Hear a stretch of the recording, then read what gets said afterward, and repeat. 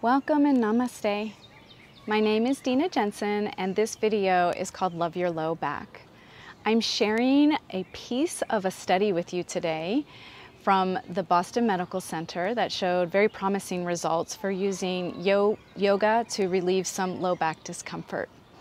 This is the fourth segment in the study, so it puts together the first three segments of the study. You will need a few things today. If you have them, a blanket might be helpful, perhaps a strap if you have a yoga strap, or a belt, or the belt that you use to tie around your bathrobe. All of those could be used. Or if you don't have any of it, it's not a problem. You can still go through this whole practice with me. Always, always check in with yourself. Make sure that everything that we're doing on the mat feels comfortable in your body, and anything that doesn't feel good for you, then you should come out of it and do something that feels better for your body. This segment in the study, the theme was that we're all in this together. So yoga does teach us that we're all one, that there's the connection within ourselves, there's connection between everybody, that there is both suffering and joy in our lives and other people's lives and within our body, and it all makes us what we are, and it all makes the world go around. So recognize that if you are in a state right now where there is some discomfort in your body, know that, accept it, and witness it. And then also tune in to places where you're not feeling pain and parts of your body that are actually working very well for you and serving you, keeping things in perspective. Also know that the pain does tend to come and go, and hopefully by the end of this practice, there'll be a little less pain in your low back. If you're not having issues with your low back, you can still use this practice. It's a very nice and gentle practice. You can add on elements, you can take things away, do whatever serves you. So you should get your props if you happen to have the blanket or the strap. If you don't, that's fine, but we'll get on the mats. So we'll start with some breath work. This is an important part of this particular study. They started with lying down, doing the breath work from a lying down position, knees bent. And today in this video, we'll do extending the inhale. Bend your knees, lie on your back, and get comfortable. Place your arms anywhere that feels good for you. Relax your shoulders. And now begins yoga. Tune into your natural inhale and exhale. And start to feel especially that rise of the inhale, the shape shift in the torso of the inhale. You're welcome to either count or just feel the sensation on your next breath in. Can you breathe in a little bit more? And on the breath out, let go, release. And then come back to natural breathing. On the next inhale, can you inhale just a little bit more?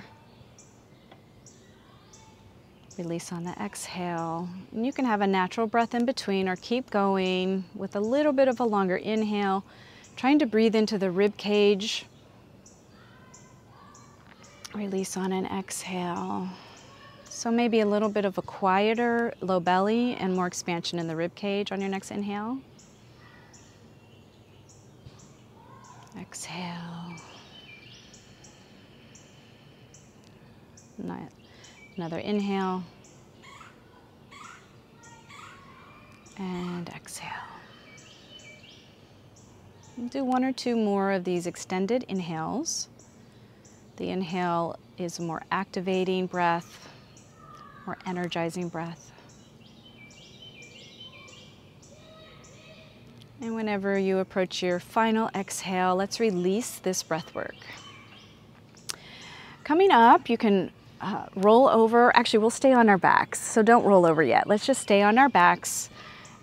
Open your eyes maybe a little bit. You can wiggle fingers or toes. Just start to wake up a little bit.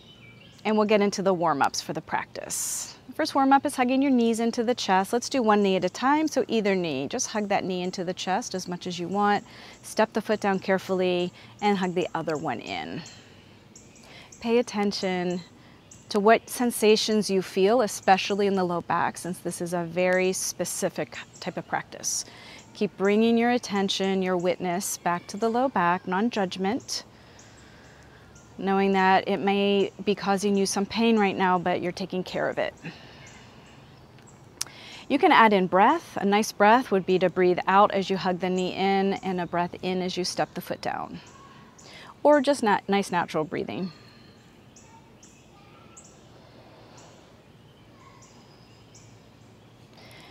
You can keep going with the one knee in, or the next time a knee is in, hold it there and step the other foot up and hug both knees into the chest. You can stay here for a few breaths, or you can add in just a little bit of movement, straightening the arms, releasing the knees gently away from the torso, and then hugging the knees in again.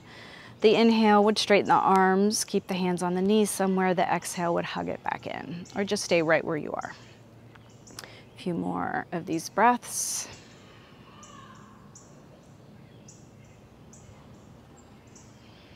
This is a lovely, safe, really nice way to stretch out that whole low back. So keep your focus on that spot in your body. These two exercises are so nice to do even before you get out of bed. Just take you a minute or two. Okay, next time that you're on an inhale and releasing the knees away, how about we step the foot down, one foot down, the other foot down. We'll come into twist, step the feet together, knees together, arms to the side. Palms can be up to feel more open, or palms can be down to feel a little more grounded. Release the knees to one side, head can stay straight or turn away. Knees come back up and go to the other side. So a gentle twist. You can combine with breath in a way that feels nice for you. So often in yoga, we come into a twist on a breath out and come out on the breath in. So if you breathe out as the knees drop to one side, breathe in as the knees come over, see what that's like for you. It slows down the twist a little bit. Feel the sensations again, wherever you're experiencing them. If you happen to remember where you started, go to the opposite side to balance out. If you don't remember, don't worry, and we'll come back up. Okay, so now we'll come on up. Roll all the way over. The arm can lift overhead if you'd like. Put your other hand on the mat and walk yourself up.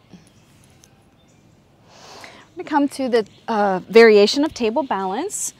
So if you could find your tabletop pose, table pose with your wrists underneath your shoulders, fan out your fingers. You could also be up on fists with the thumb pointed straight forward here if wrists are a little tired today. So fingers are gently spread away from each other, ground through the fingertips, also through the roots of the fingers, the finger pads, a little less weight on the wrist. So you want to distribute that weight through your entire hand, especially the roots of the fingers and through the fingertips. Knees underneath your hips.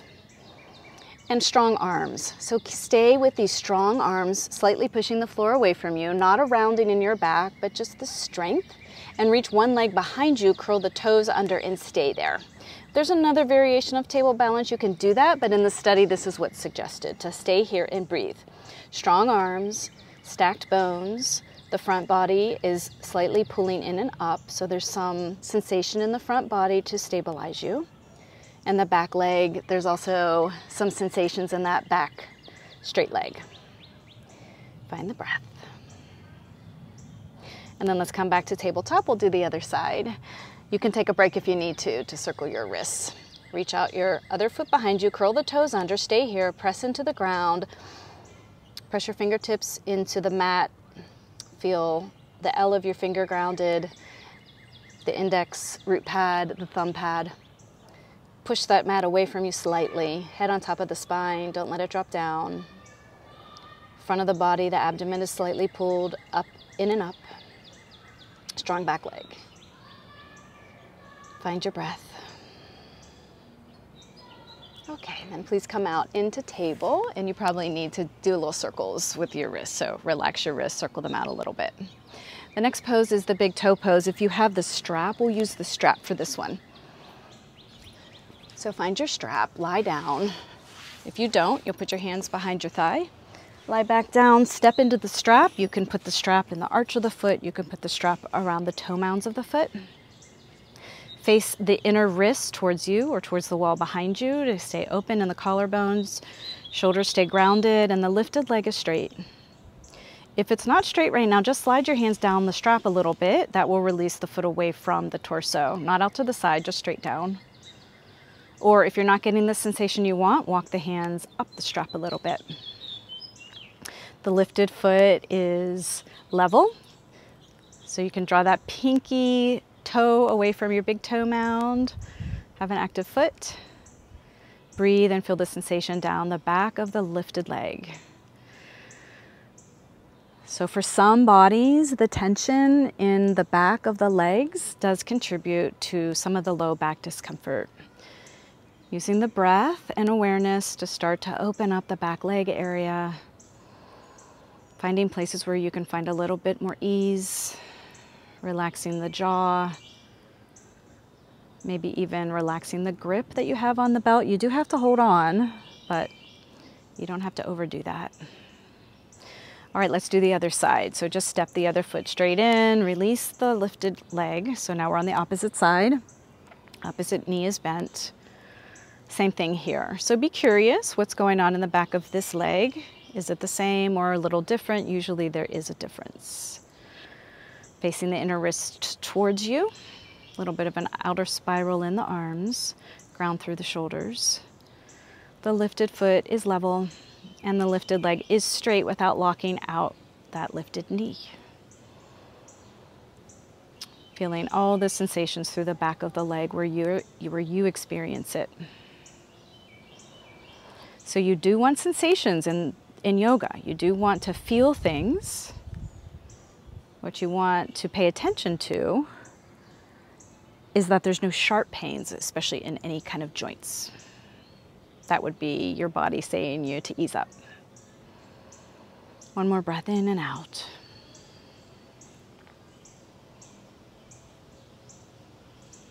Okay, so let's come out of this pose. You may or may not need your strap later on. So have it nearby, roll over to your side again, put your hand down and use that weight of strength of your hands to walk yourself up. And we're gonna come straight up. So however you like to stand up, you can tip back and stand up. You can step a foot forward, hand on a knee and stand up, however you like to stand up. We'll start in mountain pose. So please begin with your feet hip distance apart from each other. Ground through your feet. So you really want to feel your feet underneath you. There's pressure points we want to feel. Sometimes we call it the tripod. The tripod is the middle of the heel, so feel the middle of your heel. The big toe mound, the pinky toe mound. If you lift your 10 toes, you can usually access the toe mounds more if this is new to you.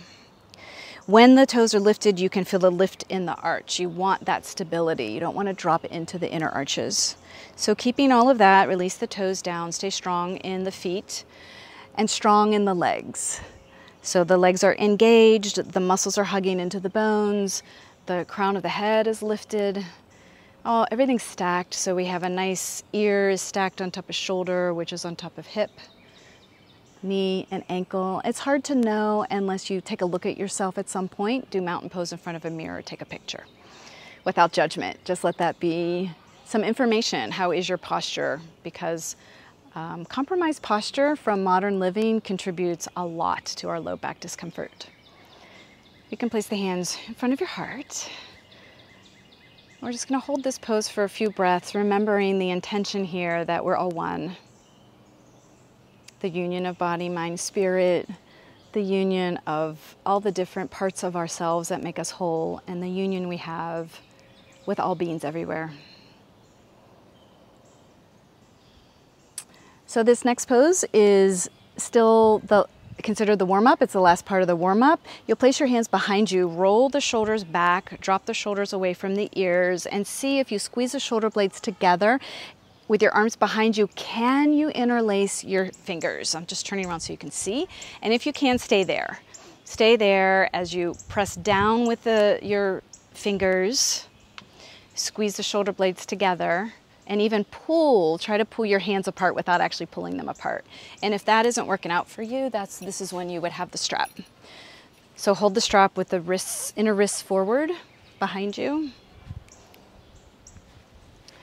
And you pull your hands apart to squeeze the shoulder blades together, taking a couple breaths. Still engaged legs, still crown of the head lifted. Everything's still stacked. Have a little bit of sensation in the front body, pulling in and up. And release.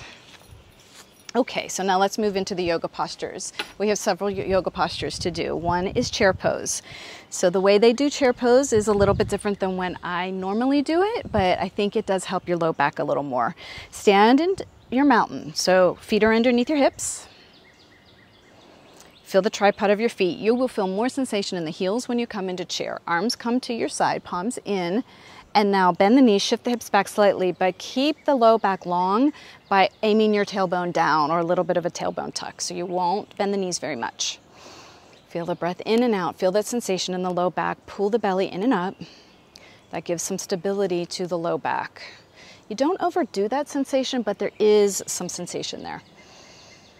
And release. Okay. So hopefully you're starting to feel some energy there, some stretching there. Warrior One is the next pose. Warrior One gives a lot of people problems in their back, and sometimes it's because of their stance and their feet or how they get into the pose. So let's really break this down. Stand into Tadasana, the mountain pose. So your feet are hip distance at least apart from each other. Your knees are pointed straight forward. And imagine you are on two parallel lines. Sometimes it's described like railroad tracks. And the feet stay on these lines. They don't step off of the line at all. Choose a leg and you'll step that leg back and keep it on that same line, and turn the toes out just a little bit. And you can take a pretty big step back. So, you have to explore how far you want to go. When you do it this way with your legs wider, your feet wider, if you're on a mat right now and you're facing the short border of your mat, you could have one foot all the way to the one edge and the back foot to the opposite edge. That's how wide you can be. The hips, they can stay at a diagonal. So a lot of times that's what helps in the pose, is keeping the hips on a diagonal and then pushing into the outer back heel and drawing energy all the way up the back leg. That back leg, the muscles are really hugging the bone of the back leg, and you squeeze the glute too. So all of that anchors you into the pose. Hips are at a slight diagonal, and then your ribs and your shoulders, they turn towards the short border of the mat or turn forward. Front leg is still straight. Take an inhale, lift the arms overhead, or the arms could come to prayer if you'd rather. And then exhale, bend the front knee towards the front center foot, but still staying grounded in the back leg. That's really an important part, is the anchor back there. That back thigh is strong and lifted. The front knee doesn't have to be bent very far. If you want to bend further, that's fine. Just step the back foot back a little more. And then staying here, reaching through the pinky side of your fingers if the arms are lifted. Try to find another breath or two. If the low back is still has discomfort, you can do what we did in chair. Point your tailbone down a little bit and try to get some length in the low back. It's a different way of experiencing Warrior One, but you might like that better. A more neutral pelvis. Release the arms, step the back foot forward. It's an interesting pose. There's a lot going on in Warrior One, Virabhadrasana One. Let's do the other side. So stand in your mountain. And we're on our parallel lines. You have to get used to this. Stepping the other foot, whatever leg you didn't do, step that foot back, turn the toes slightly out, and you'll see your hips are at a diagonal. Ground through the back leg, energize all the way up to the back glute, and then we're gonna turn just the rib cage and the shoulders forward. So there's almost a slight twist there. Arms lift up, and exhale, bend the front knee towards the center of your front foot. Keep that back foot grounded, so there's no leaning forward. You could lean a little bit forward if the low back was hurting, that might help. But if you can stay upright, shoulders above your hips, try that. Try all the other things that we've been doing to see about the low back. Keep that back leg strong. Press through the outer back heel, that's hard. If it's still just, doesn't feeling good, maybe point the tailbone down. Maybe don't bend the knee so much in the front leg, or maybe bend it more. There's so many options. Okay, release the arms and step forward. Okay, so we'll do the baby dancer pose next. This is where you might want to go towards a wall or have a chair or something that you can touch for a little bit of balance. Some of you may also use a strap. So baby dancer pose starts holding onto something. Decide which leg is going to be a standing leg. This is a balance pose. I'm going to use the deck railing, and then shift towards your standing leg, strong in that standing leg. And the opposite foot gets lighter, and use the strength of the hamstring to bring the back heel up towards the buttock, and then see, are your arms long enough to find your foot? And if they're not, you can use the support. So you wrap it around the ankle or the foot in some way. It takes just a little bit of practice to use that, but it will lengthen the arm if you can't reach. So wherever you are, you're going to point your knee straight down. You're going to roll whatever hand is holding the foot or the strap. Roll that shoulder back, squeeze that shoulder blade towards the spine and glue it onto your rib cage there. Breathing here, getting a nice stretch in the quads. You also are developing the strength in your standing leg. There's a lot of good things in this pose, the baby dancer pose. And then let's release. So I'm going to come just to face you, but you can stay with your support. If you choose to do this without any support, you have to find a focal point. So find somewhere you're looking. And now we're going to switch the foot. So now ground through your opposite leg. Start letting the other foot get a little lighter. And then see, can you use the strength of the hamstring to bring your foot up, and can your hand touch it? And if it can't, grab that strap on this side. One side might be different. Whatever arm is holding onto the foot, that shoulder rolls back. And really try to glue it onto the back rib cage. There's an important muscle there that pulls the shoulder blade onto your back body. Front knee points down. So you're getting a stretch through the quad. You're strengthening your legs. And you're practicing balance and focus. It's fine to come in and out. If you're doing this as a full balance, the big toe mound is an important compass point for you. Pressing into that big toe mound. Okay, let's release. Shake things out. Okay, so we'll go back to the wall or any support that you have, whether that's a chair, a sofa, a bed, anything. We'll do a forward bend. This is the pyramid pose.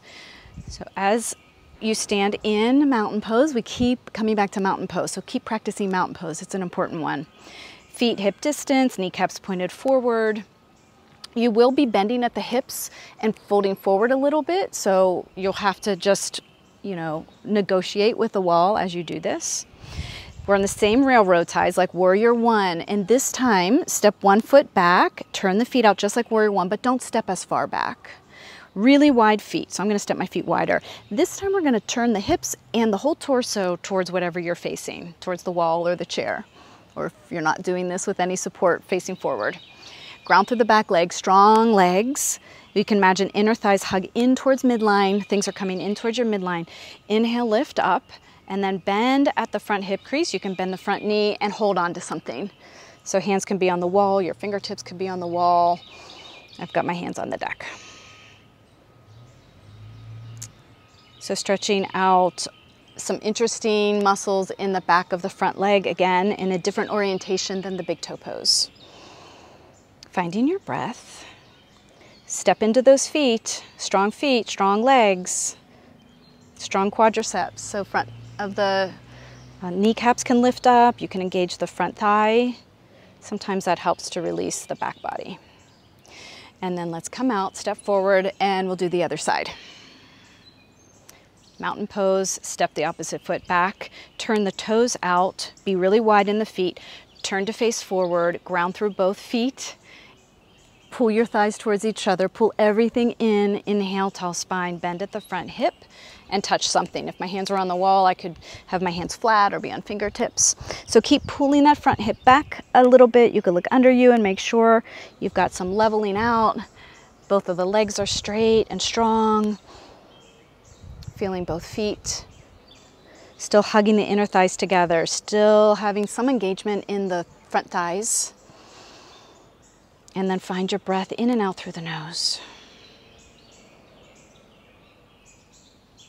Okay, let's come on out of that pose. All right, so all the rest of the poses, we're gonna get low. We'll do the downward dog on their mat, but I'll show you how you could do it at a wall. And then we'll do a bunch of gentle back bends and then cool down. So down dog at a wall, if you don't wanna do it, if your wrists are tired or something about the down dog doesn't work for you, then you'll see me doing it on the railing. You could do this like on a kitchen counter at your kitchen sink is a fabulous way to do this. You put your hands on your surface or on the wall or fingertips on the wall. Step back a little bit. Again, you have to negotiate this. Feet are wide. Bend at the hips. Shoot the hips back and release your head in between your upper arms. Because I'm doing this on a railing, I can actually sort of grab on with my fingertips and let the hips really push back, and I get a good stretch through my whole shoulder. Okay, so that's an example of like a wall dog. If you want to do regular down dog, come on down to hands and knees and get your grounding in tabletop. Grounding through your fingertips, your finger pads, especially the L of the fingers. I can see the colors change in my fingertips when I press in. Just kind of overdo that so you can feel it. You want to keep that.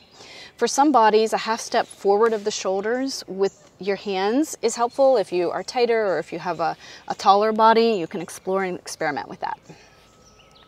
So your feet, your knees are hip distance, you curl your back toes under, and you start to move the hips back like you're going to go into a child's pose, but then you pop the knees up, lift the hips up, keep the knees as bent as you need to, keep pushing into the hands. The key part here is find the index root, find the root of your thumb pad, and push into those parts. Keep letting the hips shift back. Some of you will be up on toes, some of you will straighten legs, some of you won't. You can pedal things out, bending one knee straight forward and drop the opposite heel down. Go a little bit back and forth. Keep pressing into the hands though to get those hips back. And come on down. We're gonna come all the way down to your bellies. Locust pose. So come down.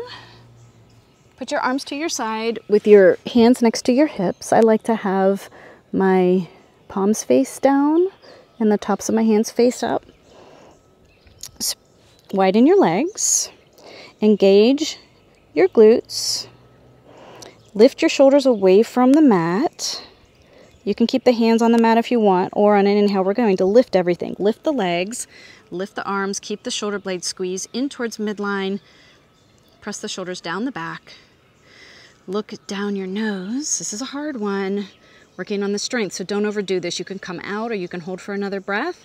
But if you're in some pain, I wouldn't hold for more than a breath and then come down. Take a breath. The next gentle back bend is cobra pose. So walking your hands down the mat. Put your hands under your shoulders or even a little lower.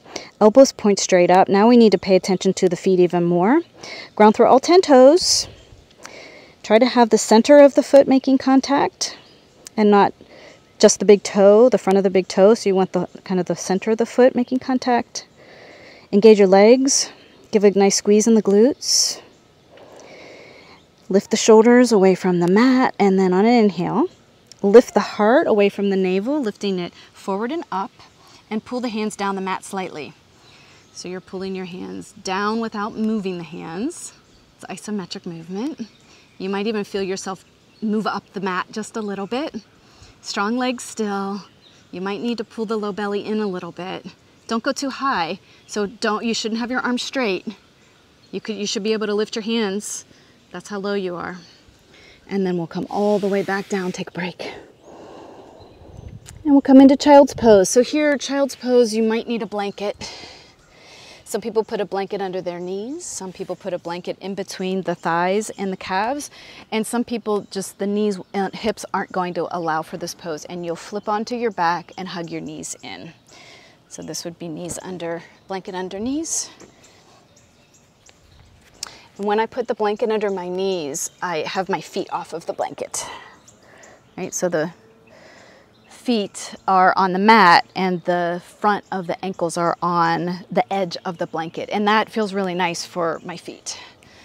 I like to have my thighs supporting my ribs. Some people go really wide and they need to do that and go wide, so you can explore where you're going to put your thighs. If they can support your ribs, I think you get a little bit more of a rounding, and we are going for that nice stretch in the low back here. Okay, so come down to child's with your arms forward. Forehead on the mat, or forehead can be on a pillow or on some kind of other support. And let the tailbone start to feel heavier, heavier. And let your head be pretty heavy too, feeling the forehead on the mat or on its surface. So opposite sides of the spine, grounding in opposite directions, allowing a nice big C curve in your back. A nice puffing of the back body. You can increase the puff if you take a breath into the back body. So breathe into the nose and see, can you feel like you expand in the back body a little bit?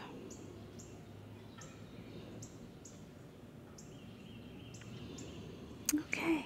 And walk your hands back until they're underneath your shoulders. Push yourself up and we'll get into cool down. So if you would roll over, we're going to flip this child's pose onto the back. For the blanket, if you have a blanket, you can fold it. It's going to go underneath our chest in a minute, underneath the back chest. So fold it so it looks something like this, or you can roll up a blanket and have it look like this, or you could have some kind of pillow.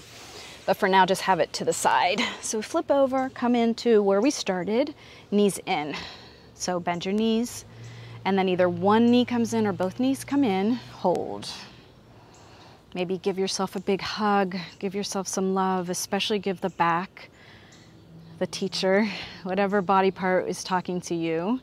When you pay attention to it, it really reacts and responds like a little child that is having some kind of meltdown. And often if you just give it some loving attention, it's amazing how much it will calm, the child will calm, and same with your body.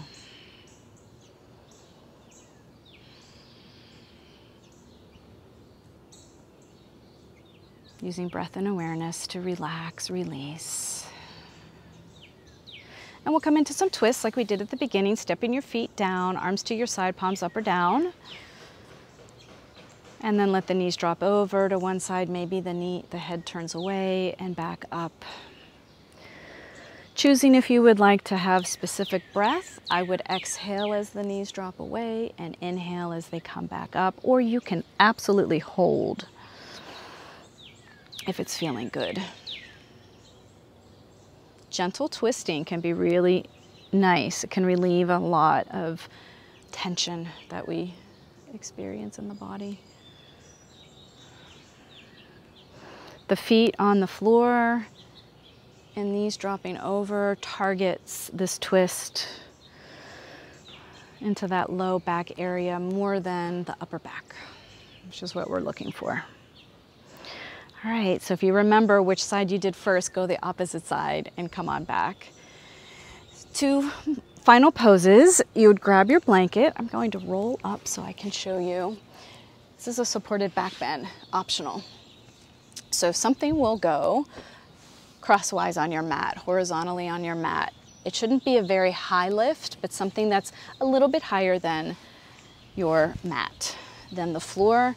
And then I like to come in just lying down on my side so that I see that my arm is above the blanket, but not too far. So you don't want the blanket way down. Don't have it down in your low back, okay? You want it in the upper back, right underneath your shoulder blades. And then you can just open up. So let those shoulder blades kind of snuggle in. They can be on the blanket. The shoulders don't have to touch the floor behind you, but they're kind of rolling towards the floor behind you. If you need a small support for your head, you could put something on your head. And then your arms are out at shoulder height. Instead of up on the blankets, they should be above the blanket. Palms faced up. Knees definitely bent to let there be some stretch in the low back, but this is a back bend, so there's not a whole lot of stretching going on in the low back. We're opening up the front.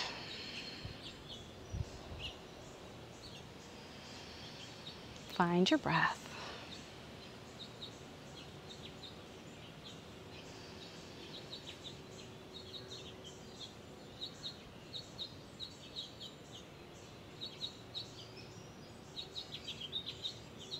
A few more breaths, really trying to relax. We're in cool down now. So paying attention to your breath, paying attention to places where you can let go, any tension in your neck or jaw or arms. Always tuning in to your teacher, doing things that work better for you. So if you need to come off the blanket, you would do that. If not, 1 or 2 more breaths.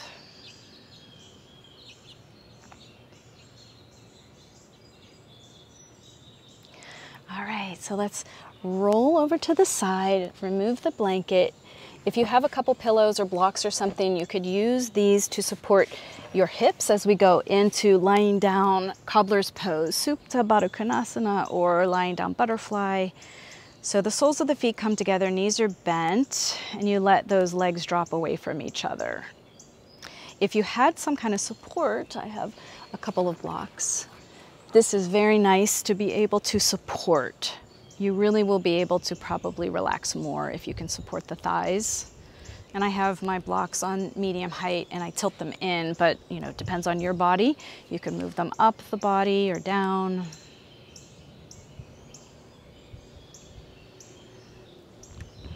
Deep sense of well-being and relaxation here. If this pose isn't working for you, we're about to go into Shavasana, so you can come into your Shavasana.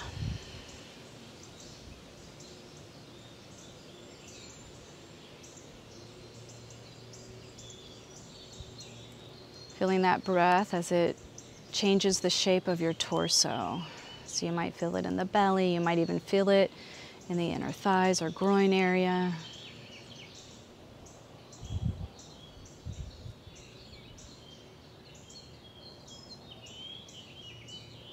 Since we're in the cool down phase, we'll hold this for several more breaths.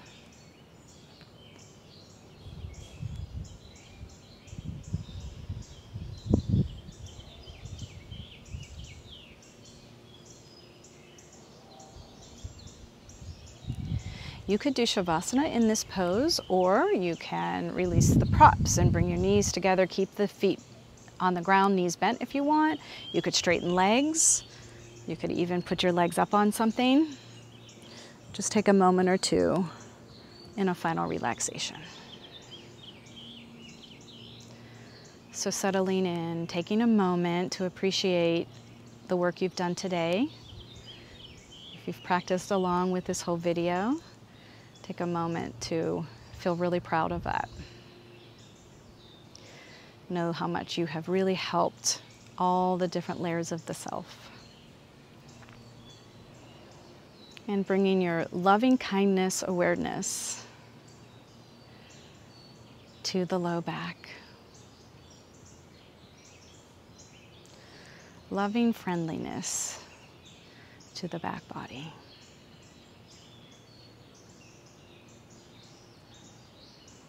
Self-study, does it feel any different? No right answers. Is it better, worse, or the same? Maybe you're not sure. Sometimes in this pose, I step my feet wide, kick my heels out, and let my knees drop in. Some bodies this works well for.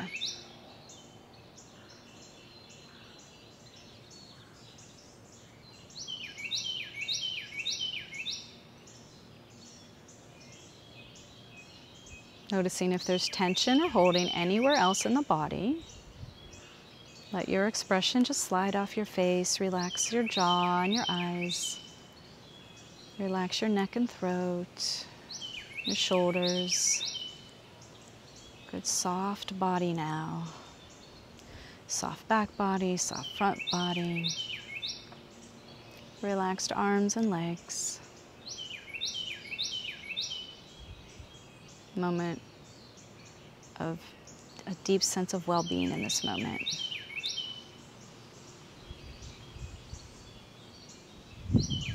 You are welcome to stay here for as long as you want, maybe 5 more minutes or a few more minutes, or if you would like to come up, we'll roll over to your side.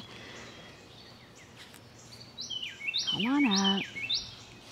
Sit up nice and tall in any way that feels good for you. Thank you so much for joining me. Namaste.